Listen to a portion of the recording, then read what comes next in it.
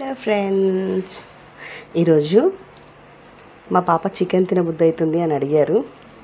So వాళ్ళ father ఆమె కోసము చికెన్ తీసుకొచ్చాడు. సో జనరల్గా నేను ఎప్పుడు వెరైటీనే కోరుకుంటాను కదా. అయితే నాకే ఇంట్లో ఎందుకో అనిపించింది. ఇంటి ముందు ఒక చింత చెట్టు ఉంది. వెంటనే దానికి వెళ్ళి ఫ్రెష్గా ఇప్పుడే అలా కట్ చేసి తీసుకొచ్చాను. సో చింత చిగురు చికెన్ కాంబినేషన్లో కర్రీ చేస్తున్నాను. దీనికి కావాల్సినవన్నీ కూడా సిద్ధం చేసుకున్నా.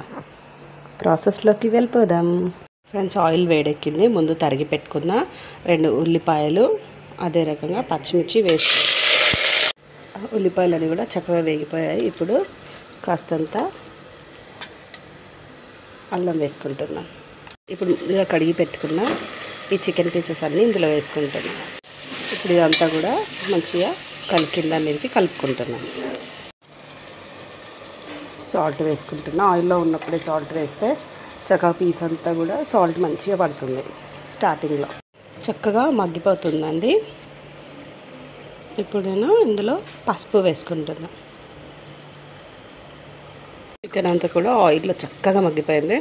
ఇప్పుడు నేను ముందుగా కోసి చక్కగా కడిగి పెట్టుకున్న ఈ చింత చిగురు ఆకు ఏదైతే ఉందో అదంతా కూడా ఇందులో వేసేసుకుంటున్నా.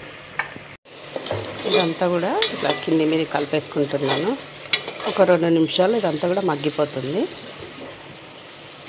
కర్రీ అంతా కూడా చక్కగా మగ్గిపోయిందండి. అయితే పచ్చిమిర్చిలు నేను ఒక 5-6 తీసుకున్నాను. ఇవేందో చింతపులుపు చాలా చింత చిగురు పుల్లగా ఉంటుంది కాబట్టి మళ్ళీ నేను ఒక చిన్న స్పూన్ అంతా కారం వేసుకుంటున్నా. చాలా డెలిషియస్గా కుక్ అయిపోయింది ఆల్మోస్ట్. సో ఇప్పుడు ఒక స్పూన్ ధనియాల పొడిని పైన నుంచి వేసుకుంటున్నా.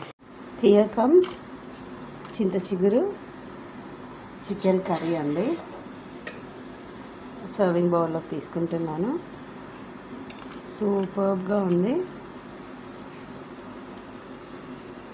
ఉప్పు కారము పర్ఫెక్ట్గా సరిపోయింది. సో దీన్ని పైనుంచి కొంచెము కొత్తిమీర వేసుకొని గార్నిష్ చేసుకుంటున్నాను. సో ఇది అండి చింత చిగురు చికెన్ కర్రీ.